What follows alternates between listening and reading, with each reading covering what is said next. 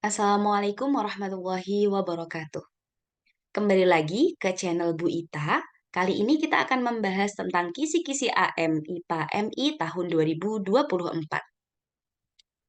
Kita langsung saja ke indikator yang pertama, yaitu disajikan gambar bagian tubuh tumbuhan. Peserta didik dapat menyebutkan bagian tersebut.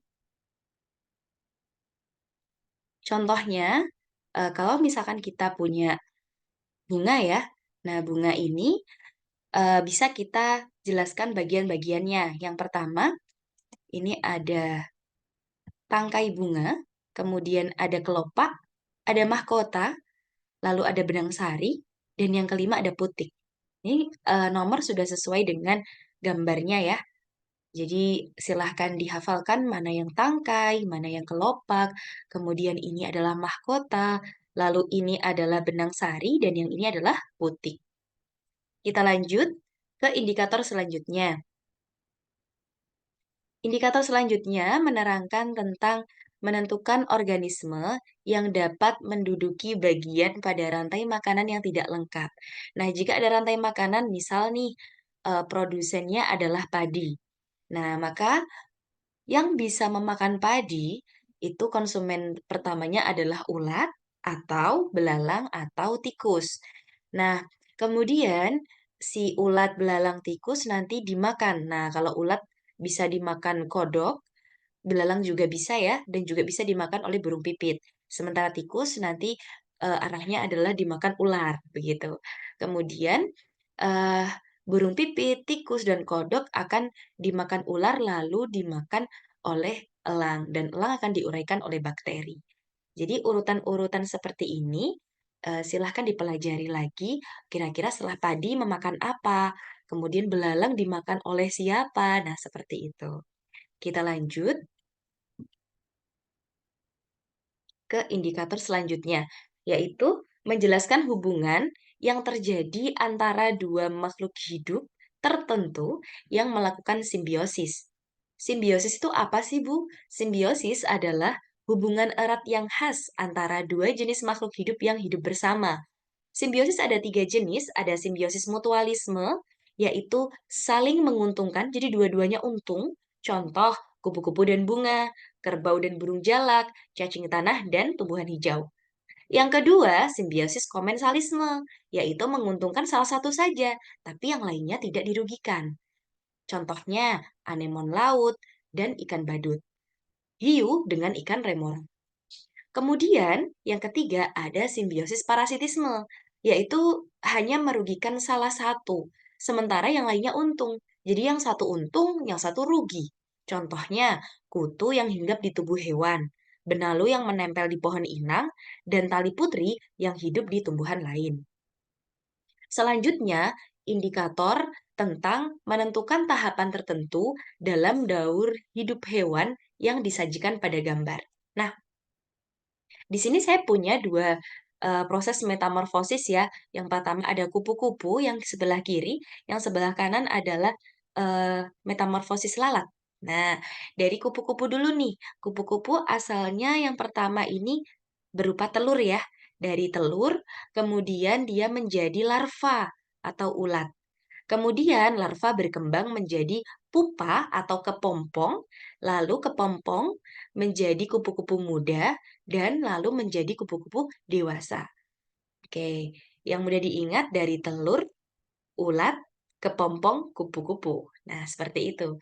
Kemudian, kalau untuk lalat, pertama telur, kemudian menjadi larva, lalu pupa atau kepompong, dan menjadi lalat dewasa. Ya, ini mereka mengalami metamorfosis sempurna. Kita lanjutkan ke indikator selanjutnya, yaitu disajikan ilustrasi atau gambar, peserta didik dapat menerapkan energi alternatif dan cara penggunaannya. Apa sih energi alternatif itu? Energi yang didapatkan melalui sumber energi yang dapat diperbarui, bisa dipulihkan, atau tidak akan habis, kekal.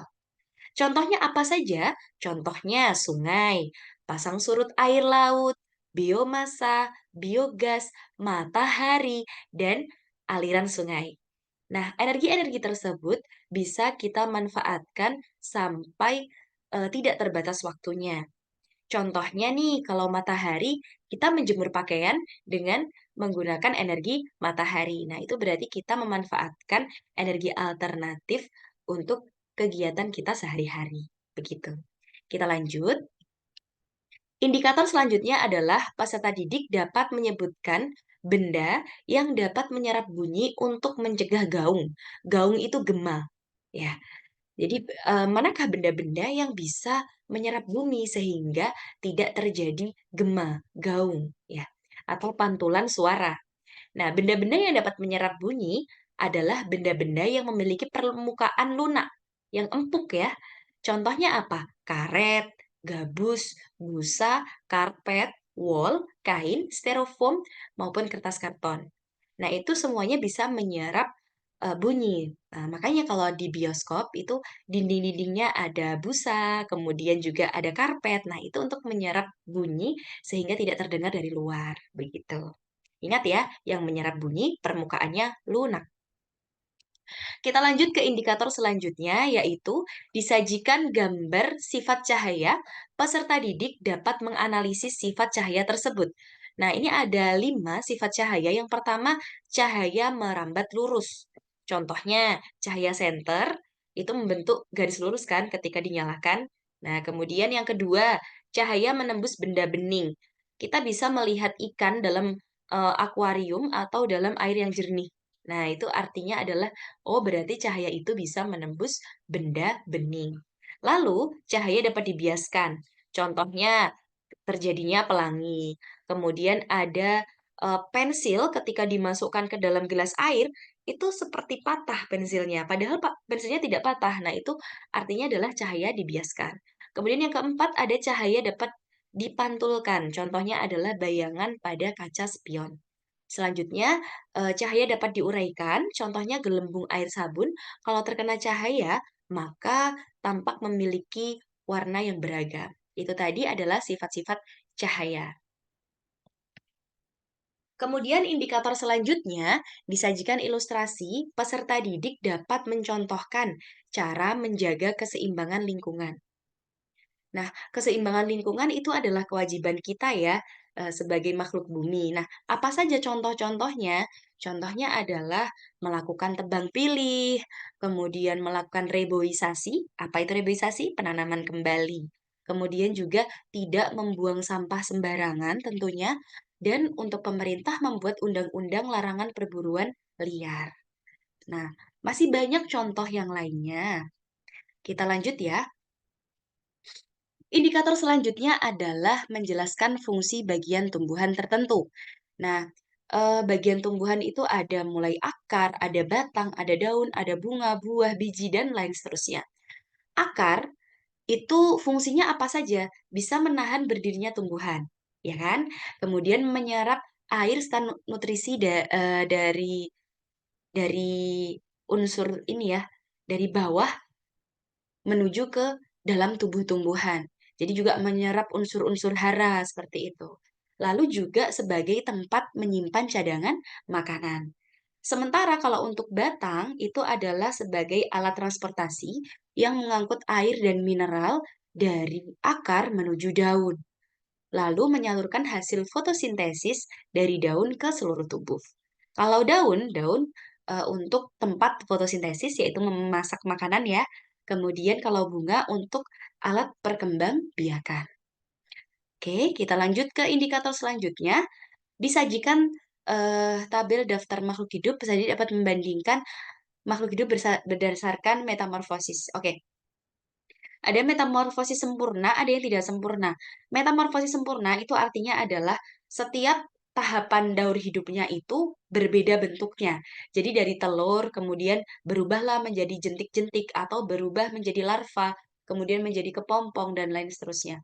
Tapi kalau misalkan eh, dari awal setelah telur kemudian menjadi serangga kecil lalu menjadi serangga dewasa, berarti itu metamorfosisnya tidak sempurna ya, karena tidak berubah bentuk setelah telur langsung membentuk eh, apa namanya hewan kecil yang bentuknya juga sama ketika dia besar, gitu. Nah, kalau metamorfosis sempurna contohnya ada 2 nih. Yang pertama, nyamuk, yang kedua ada lalat ya, yang kiri nyamuk, yang kanan lalat. Nah, yang kiri ini awalnya adalah telur ya, jadi nyamuk itu telur dulu, lalu menjadi jentik ya, jentik-jentik itu, lalu setelah jentik berubah jadi pupa, lalu baru nyamuk muda, nyamuk dewasa. Telur, jentik, pupa, nyamuk muda, nyamuk dewasa. Nah, bedanya dengan lalat, kalau lalat tuh dari telur ke larva. Kalau nyamuk dari telur ke jentik gitu ya. Oke, kita lanjut. Indikator selanjutnya adalah disajikan gambar, peserta didik dapat menyebutkan jenis-jenis gaya yang dimanfaatkan pada alat tertentu. Nah, gaya itu ada banyak sekali ya. Ada gaya otot, gaya pegas, gaya gesek, dan lain sebagainya. Contoh gaya otot, nah ketika orang-orang itu lagi mendorong sesuatu, mengangkat sesuatu, itu adalah gaya otot. Gaya pegas itu yang dia menarik pegas ya, bisa dengan ketapel, anak panah, itu adalah gaya pegas. Lalu gaya gesek, itu yang, benda yang bergesekan dengan lantai, benda yang bergesekan dengan benda yang lainnya, itu adalah gaya gesek. Lalu ada gaya gravitasi itu adalah ketika ada, sesuatu yang jatuh ke bumi ya, contoh buah jatuh ke bumi, berarti itu pakai gayanya gravitasi. Lalu ada gaya magnet, tentunya, menggunakan magnet ya ini. Lalu ada gaya listrik. Nah, kalau gaya listrik, bisa digunakan untuk alat-alat elektronik dan lain-lain. Selanjutnya, indikator tentang peserta didik dapat menganalisis pengaruh gaya terhadap gerak, arah, bentuk benda dalam kehidupan sehari-hari. Nah, gaya itu bisa menyebabkan banyak hal ya. Yang pertama, awalnya bendanya diam, bisa jadi gerak. Contohnya, bola akan bergerak ketika ditendang. Nah, bola tuh diem tuh nggak diapa-apain, tapi ketika terus ditendang, akhirnya bola yang diam itu tadi menjadi bergerak. Kemudian, mendorong mobil yang mogok. Mobilnya, tidak bergerak terus didorong. Nah, itu kan jadi dari diam menjadi bergerak. Kemudian yang kedua, gaya menyebabkan, benda berubah arah, yaitu contohnya bola yang ditendang ke arah dinding akan berbelok arah. Penjaga gawang menghalau bola yang datang, ada juga membelokkan setir mobil. Jadi mengarahkan mengarahkan sesuatu benda itu, termasuk gaya, itu dapat menyebabkan benda berubah arah. Lalu yang ketiga, gaya itu juga bisa loh untuk mengubah bentuk benda. Contohnya, ketika membuat genteng, kemudian membuat batu bata, itu kan awalnya tanah ya, tanah liat. Lalu bisa dicetak menjadi genteng, batu bata.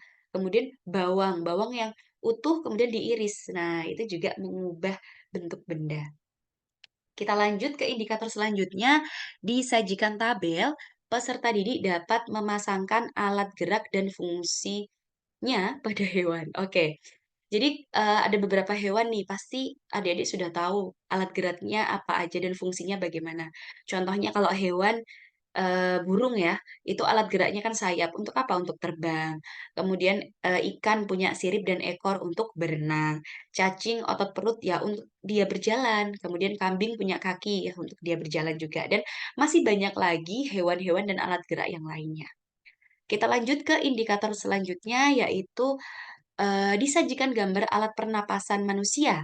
Peserta didik dapat menyebutkan fungsi bagian yang ditunjuk. Nah, ada banyak sekali ya ini, apa namanya, alat pernapasan pada manusia ya, mulai dari rongga hidung sampai nanti ke paru-paru. Nah, berawal dari rongga hidung itu fungsinya adalah menyaring kotoran ya. Jadi kalau ada udara masuk ke hidung, nah itu kan hidung ada bulu-bulu hidung tuh, itu untuk menyaring kotoran udara yang masuk, kemudian nanti masuklah ke laring, kemudian masuklah ke trakea, lalu masuklah ke dalam, bronkus, bronkus ke bronkeolus, lalu alveolus. Nah, di alveolus ini terjadilah pertukaran antara karbon dioksida dan juga oksigen. Kemudian, bisa diedarkan begitu ya. Kemudian indikator selanjutnya adalah disajikan pernyataan tentang proses pernafasan pada manusia. Siswa dapat menentukan urutan proses pernafasan yang tepat. Nah, proses pernafasan awalnya rongga hidung, masuk ke laring, masuk ke trakea, bronkus, dan paru-paru. Ulangi lagi, rongga hidung, ke laring, ke trakea, bronkus, lalu ke paru-paru. Kita lanjut tentang sistem pencernaan. Ya, jadi siswa bisa mengidentifikasi fungsi bagian yang ditunjuk. Untuk organ pencernaan itu kan mulai dari mulut, kemudian ada kerongkongan, ada lambung, usus halus, usus besar, kemudian ada anus. Nah, untuk yang pertama adalah mulut. Mulut itu mengubah zat tepung menjadi gula, kemudian ada kerongkongan, yaitu mendorong makanan masuk ke lambung, lalu ada lambung, itu mengendapkan protein susu menjadi kafein, kemudian ada, oh ya, ini saya salah menulis ya, seharusnya di sini adalah usus halus, bukan usus 12 jari. Jadi usus halus itu adalah tempat untuk penyerapan sari-sari makanan, ya. Oke, saya salah menuliskan bahwa usus halus ya, bukan usus 12 jari. Usus halus, ya letaknya sudah ada di gambar ini ya. Ini untuk menyerap sari-sari makanan. Lalu usus besar, ini untuk pembusukan sisa-sisa pencernaan. Nah, ini yang usus besar, ini usus halus ya, di sini, di dalam sini. Lalu dikeluarkan melalui anus. Oke, kita lanjut. Menentukan pasangan yang tepat antara enzim dan produk yang dihasilkan oleh organ sistem pencernaan manusia yang ditunjuk pada gambar.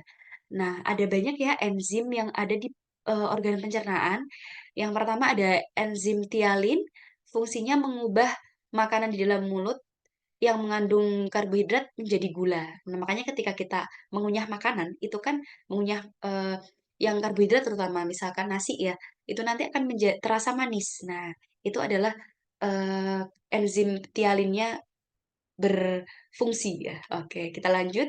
Ludah, kelenjar ludah itu memiliki fungsi untuk memudahkan menelan makanan, membasahi dan melumasi makanan sehingga bisa ditelan. Lalu juga melindungi selaput mulut terhadap panas, dingin, asam maupun basah. Kemudian ada juga enzim pepsin berfungsi memecah protein menjadi pepton dan proteosa.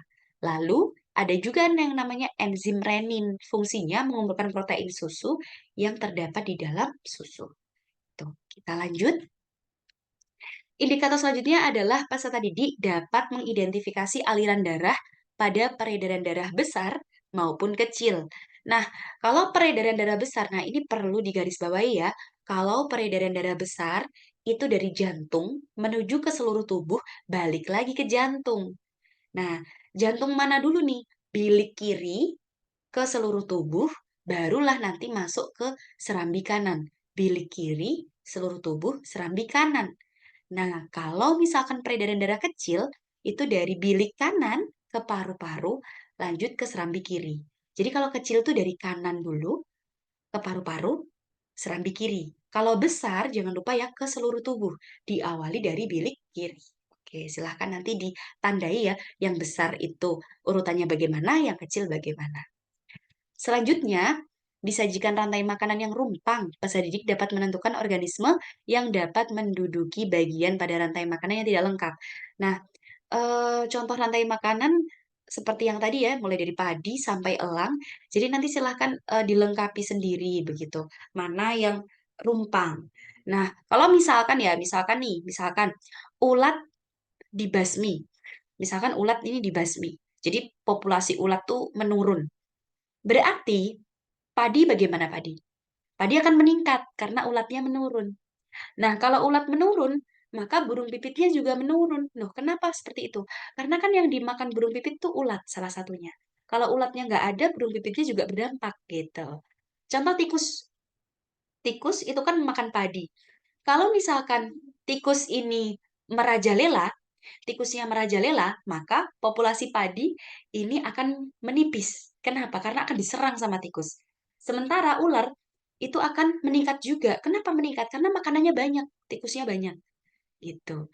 Kalau tikusnya eh, sedang turun ya, tikusnya sedang apa namanya banyak yang punah gitu misalkan, maka padinya nanti akan semakin baik.